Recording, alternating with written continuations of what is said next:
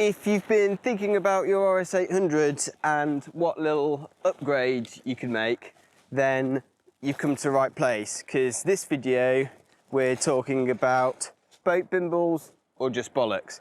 Running through a few of the little things I've done to my RS800 with Tom Parsington and Rob Gullen, and we'll be reviewing them to see which we think are genuine upgrades and which we think are a load of bollocks and a waste of time. So yeah, listen up, and I hope you find this really useful. What upgrades have you made? What do you think's worthwhile doing?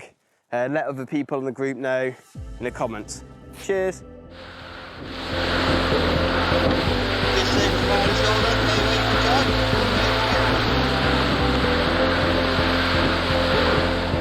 So tonight I have, I ran out of lager, and in my garage I've just got these ales, and I've been slowly making my way through some classic English ale. Yeah, it's Ruddle's Best. I've got a really rogue drink choice, and I've got a port. A port? Oh, wow. Yeah. I've got a San Miguel, but I'm scared to drink it from the bottle in case someone has touched the bottle and then I'll get coronavirus. Yeah, someone's been through the supermarket licking all the bottlenecks. Okay, everyone. Today we're going to look at a few boat bimbles on the RS800.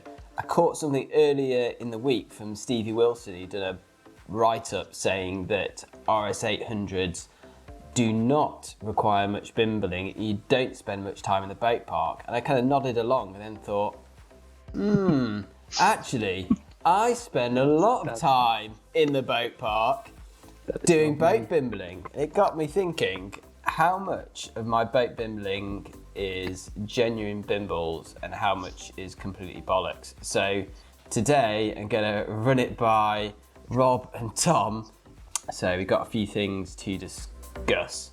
So first of all on the list is one of my favourites, and that's one-to-one trapeze adjusters.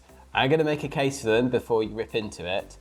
So first of all, less windage, only one piece of cord. Oh, God. And second, I don't ever tread on the loose tail of my adjuster and uncleat it. So I think it is a genuine, maybe not the most important thing, but I think it is a genuine bimble. So who wants to go first, lads? I'll go. Tom here. Unnecessary bimble. Unnecessary. Unnecessary. Mainly because you're making your job more difficult for yourself when you're weak like me.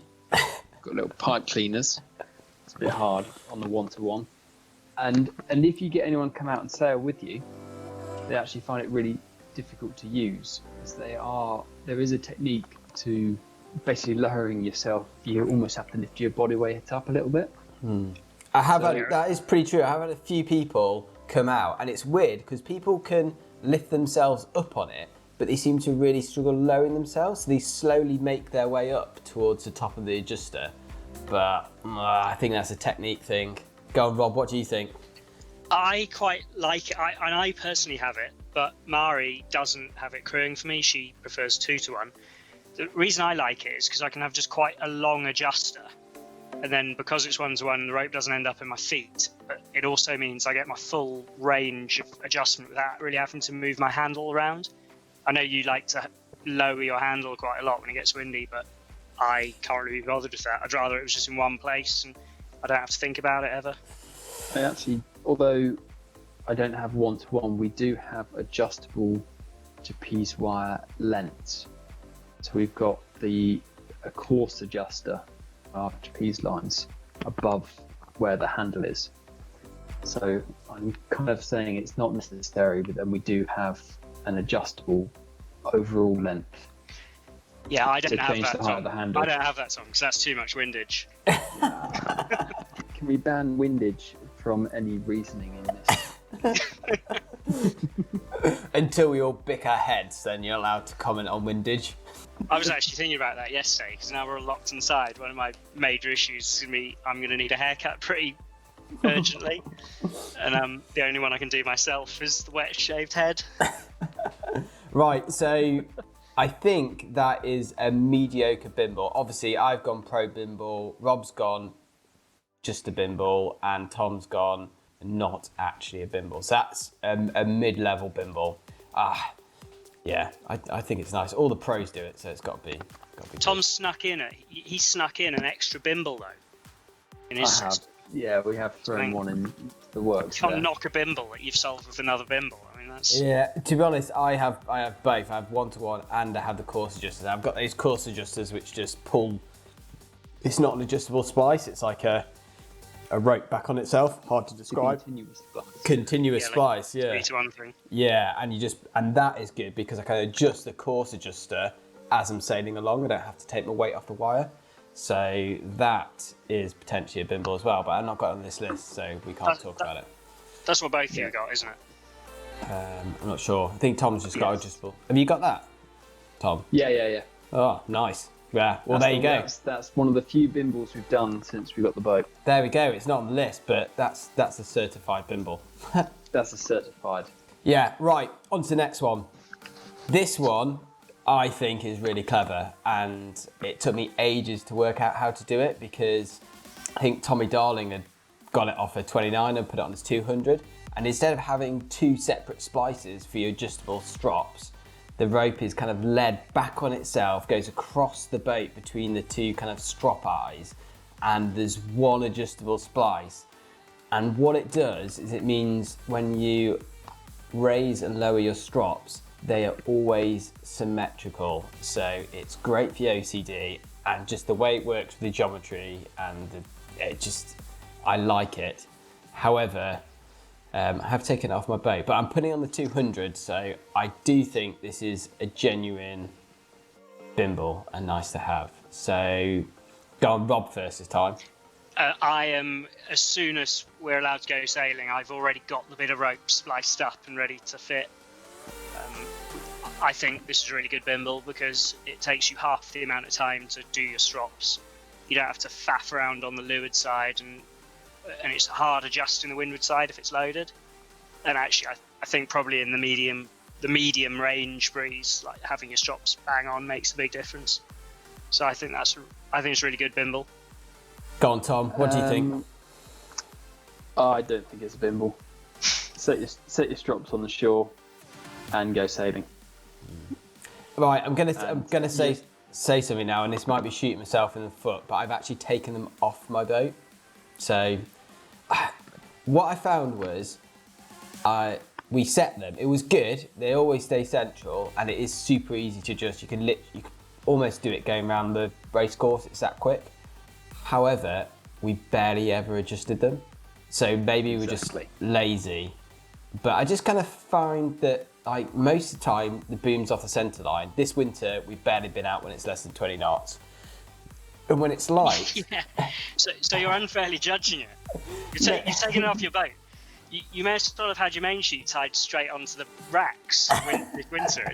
Like you said, it's been 30 knots every time we sailed. Yeah. I think you're unfairly judging the Bimble. Well, maybe, but in the 200 I think it's key. But the thing is, in the 800 when you've got boom sheeting, if the helm has the main sheet and they're pulling it from the boom into their body, then you naturally, even if the strops are too low, you naturally pull the boom up to windward because that last purchase is just coming horizontally out from the boom. So and I only really realised when I put the camera on the boom, and I noticed in light winds, even when that had 6-7 inches of boom up above the strops, as long as it was the helm taking the main sheet out to the rack and not passed forward to the crew, the boom was up on the centre line anyway. So I kind of. But your crew plays the main. Well, they do but not in the light winds. In the light winds, when they're when guys in front of the mast, I take the main. So the other thing that I'd say in favour of this Bimble is it is a way of the helm being able to control their crew from overshooting the main. That's true. That's very true. I don't know. So Tom, you're saying bollocks, aren't you? Yeah. It is definitely bollocks. It's a bit of splicing faff, but yeah. And then Rob, you're going Bimble. I'm gonna say like pretty good Bimble. I'm going to say that's pro Bimble. I'm going to say Bimble because I've done it, and mostly Bimble just because I love how clever it is. Like that's the thing I enjoy the most about it. I would, if I was helm sheeting, I would really look at trying to implement this on my strops for a helm sheet setup, because I think it is then really important to have your strops the right length. Yeah, I can see that. Thinking that when I was trying to go to sleep the other definitely one. valid. Right, well that one's in the middle. I'll put a picture up because it's quite complicated to describe, but it's a nice little. All the 29er kids will know what it's about because they all do it. Right, this one is something that I've invested way too much time in over the winter, but I do think it's good, and I'll explain why. So, what I like is soft shackles. Big fan of soft shackles. Made a video on it and everything. But even better when they're whipped around a friction ring, and then you can use that as your jib and main halyard shackle. And why this is so good is because the little friction ring is captive to the halyard, so that when you're doing up the shackle, if you drop, you can never drop the pin of the shackle, and the shackle never flings off. So that's the most annoying thing on a 2-to-1 halyard, is dropping the shackle flying off on the beach, and you then not having shackle. So I think it's a Bimble just for this.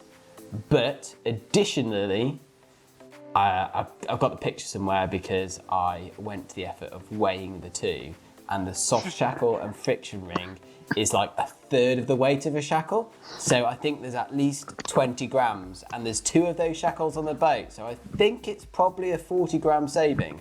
I have to check the maths, but yeah, I think this is a Bimble and it looks lovely. So Tom first this time. I think I know what he's going to say. I've got my head in my hands. Right, that's like 2 kilos in the keel though, Tom. What's wrong with a stainless shackle? And my argument stops there. Well, I just said, if you, on a cold winter's day, if you drop the pin, nightmare. You know, if you've got the shackle open, then have a captive shackle pin. Tom Partington doesn't go sailing on a cold winter's day. No. Certainly not in an 800. I mean, you make a very good case for it, Mozzy.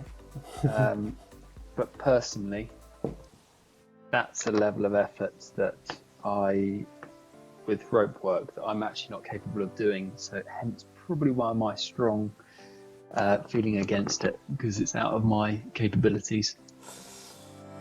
Rob, what do you reckon? This is something you've not done on your boat. No, but I mean, I've got a few ideas on halyards that we've discussed. I kind of think it's unnecessary to even have a 2-to-1 on the halyards, and maybe you can have the 2-to-1 down at the bottom of the mast. Yeah. I do kind of think that. It's a lot of rope, isn't it, on a 2-to-1 halyard for like... It's a lot of rope, yeah. And you could have a much better rope if you were buying a shorter length of it. Yeah, get some of that SK99, the heated stuff that doesn't stretch and is like 40 quid a metre. Yeah, at least. It's not good if it's not that much. Right, so Tom, you're saying bollocks again. Not a big fan of my rope work. No, well, it's not that I don't like your rope work. It's just it's not for me. It's just you think it's bollocks. Rob, what are you saying? Each their own on this. If you're into whipping, then you can do it. But yeah, I don't. I can't be bothered with that. Well, I am into whipping, so I'm gonna say Bimble, but I think that's on average less than the Bimble, so that's kind of like not really worth it. I think the consensus is. Mozzy, if you were to make them, I'd put them on my boat, but I'm not willing to make them myself. We got nothing better to do, have you? Now you're stuck at home. Yeah, you should watch the video on it. It's great. You can learn to do that in the lockdown. Right, so we're saying marginally, not actually a Bimble on that one. Okay, next one.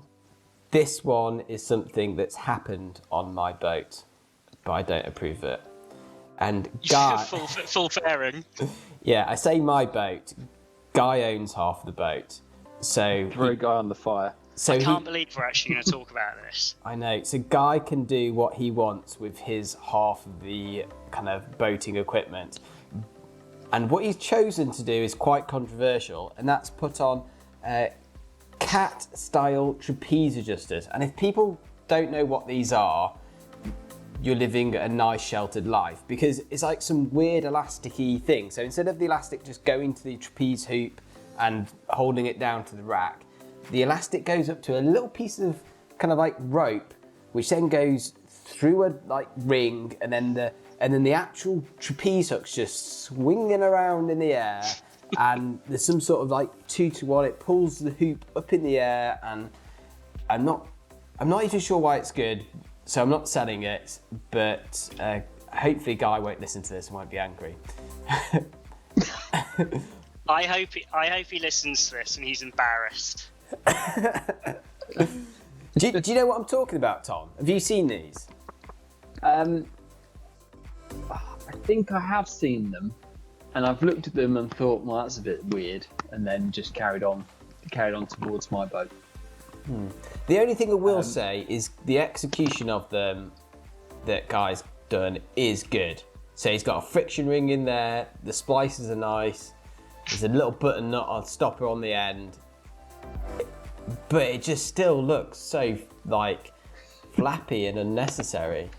Yeah, Rob, what do you think? You got quite a strong opinion on this. So, some of the comments after the first talk, well, one of the comments was from Andy Jeffries, and he said you should chat to him about sailing an 800 in your 50s. And I think even the 50-year-old members of the fleet would be embarrassed to have this mod on their boat.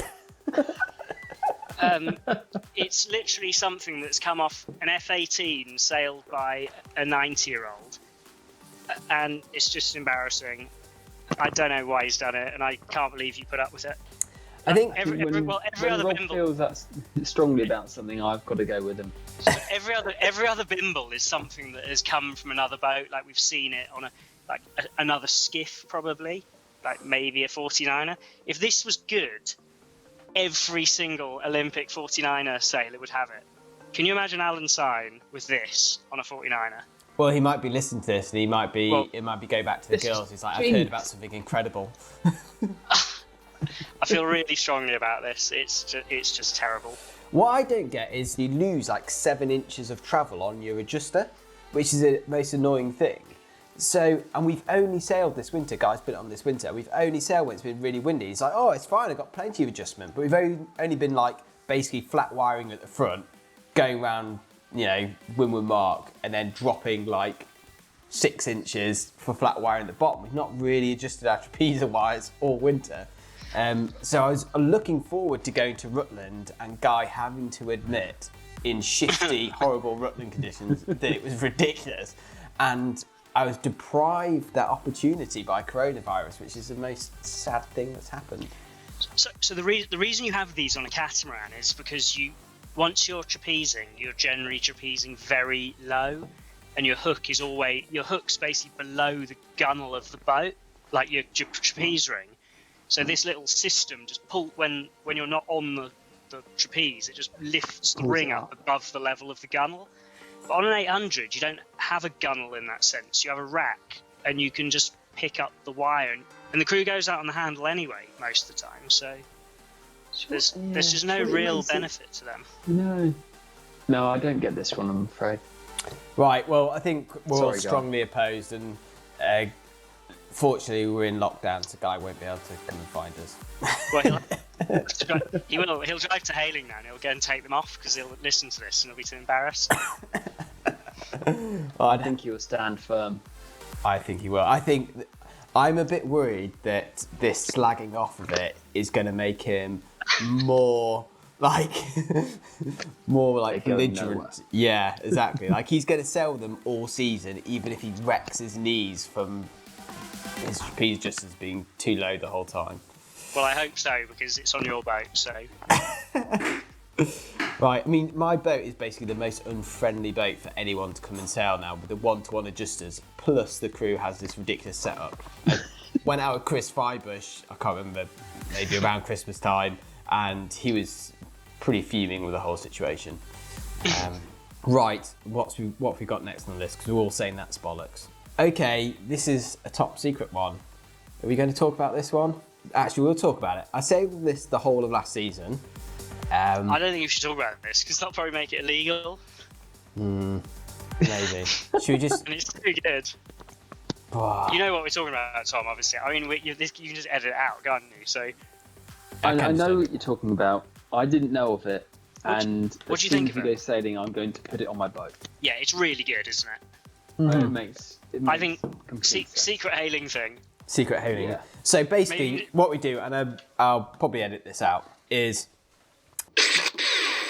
the last thing I had on my list I put on, just because, like, whenever I see a moth event, who are probably the most bimbly boat bimblers around, all they're ever doing is polishing foils, or sanding and polishing foils. And I know, Tom, you are a foil designer, so I thought I could tempt you into saying it's a bimble by including a little bit of foil prep in here. What do you reckon? Is that a bimble? Is that making a difference? I could go technical on this. Go on, I'd love it. Polishing is a waste of time. Oh. It looking shiny doesn't add anything in terms of performance. The company that I used to work for, we used to test flat pieces of flat boards in a towing tank, different surfaces on them, and all these special paints that would say, oh, well, we've got Teflon in it, it will make it lower drag. Nothing. So going through the grade of sandpaper from, let's say, 80 grit through to 2000 grit will make a difference. But it's an exponential decrease. So what are we saying? If people listen at home, they go through the grades, where should they stop before they're just giving themselves repetitive strain? To be honest, How much rubbing is 600 too much grit rubbing, Tom? Well, when do you know when to stop? No, 600 is not enough for a foil in an 8. I don't reckon. So, I think I actually don't know the exact answer because I didn't do any specific testing. As important as sanding through is actually making sure that your foils are clean. So that doesn't necessarily mean polishing, but basically they've not got what you'd call major lumps and bumps on them, or that they are just dirty, because that does make a difference. But, So we're saying I go to actually at think- least 800, really over 1,000 if you're serious, but after that it's just for your own psychology. Is that what we're saying to people out there? I think polishing foils is all psychology in a lot of ways, and I know it doesn't work, yet sometimes I still do it because it makes you feel better. Yeah, a good rub often does. So we're saying, you know, sanded or faired or whatever foils, bimble, but polished foils, which is what I've got written on my list, is probably just a psychological bimble, so one step below. But there is some element of truth. I'm going to say to everyone that they should not polish their foils or boat at all. And it'll I, make Rob in the feel meantime, will continue to do so. Peace of Mozzy, mind. did you want to discuss main sheet take-up? Oh yeah, did I miss that out of the list? Yeah, that's a good one, actually. The best bimble you can do. Oh yeah, How I do did. people Yeah, do this? number 3. I missed it out. It was 3. It was the bronze bimble. God, on my list. Right, let's talk about that. Main sheet take-up elastic. I'll introduce it. It's a bit of elastic that goes from the end of, on our boat, it goes from the end of the main sheet. Our jib sheet then ties to the main sheet somewhere, but the main end of the main sheet then goes to like a little thimble. I've got mine tied between the cleats, and then the elastic is really thin elastic. It goes all the way forward, through the hole in the back of the spinnaker pole, then all the way forward to the front of the spinnaker pole to give the maximum stretchiness. And what it does is downwind, when the helm's got the main sheet and the crew's drop the jib, it pulls the main sheet in forward, and then upwind it releases a little bit more slack so that the helm can hold the jib, the crew can hold the main sheet, but the tail of the main sheet is just inside the gunwale. So I think this is taken from James Peters, and he's probably taken it from a load of other 49er sailors, but I think this is a pro Bimble. Tom, you can go first. It's an absolute necessity. I think we did 1 or 2 sails without it, and it was just there was rope everywhere. It was a nightmare. And so when Frances sailed the FX, we used the same system she's got. So our jib sheet it's got a little it's doubled over the main sheet. So you can move it and change the position where the jib sheet goes on the main sheet depending on the wind strength. Certified Bimble. Oh, nice! We've won you over with one. Right, Rob, what do you think? Just for everyone else.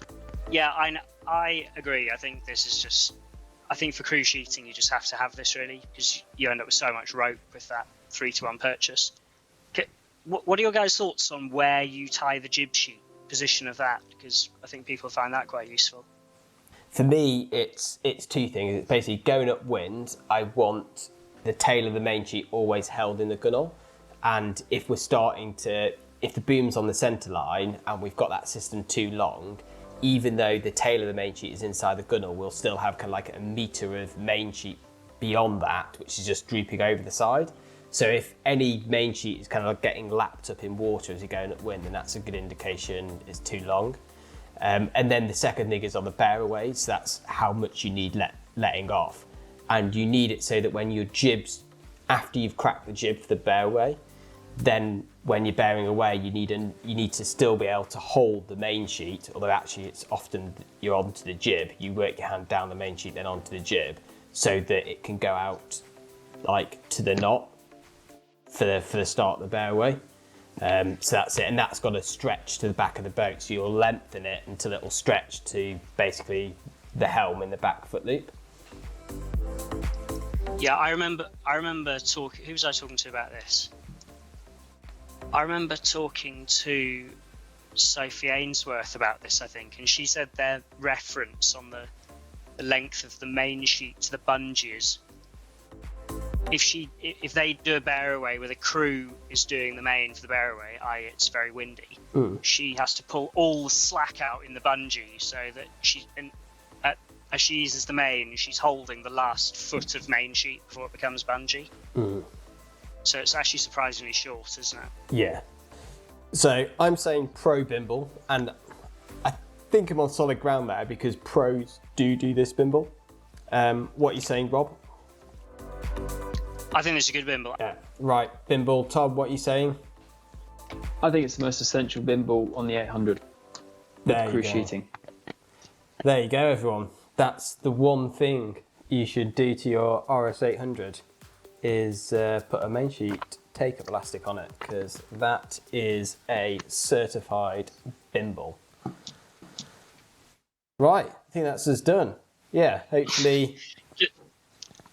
I was just going to say, you guys will find this funny. I can't remember who it was. One of the 470 sailors swore by not polishing their board because they said if the board was too shiny, then if you capsized, you wouldn't be able to stand on it. You get but my people argument talking about was, that in the 14s. My argument is once you've capsized, it's basically irrelevant, isn't it? Yeah. That is true, though. I have, yeah. At the Nationals this year, it's a big issue because we polished our floors before then. Second day, got annihilated and basically couldn't get the boat upright because we had the slipperiest foil ever. So and quite big waves, but we were definitely not winning that race by the time we were falling off the centreboard.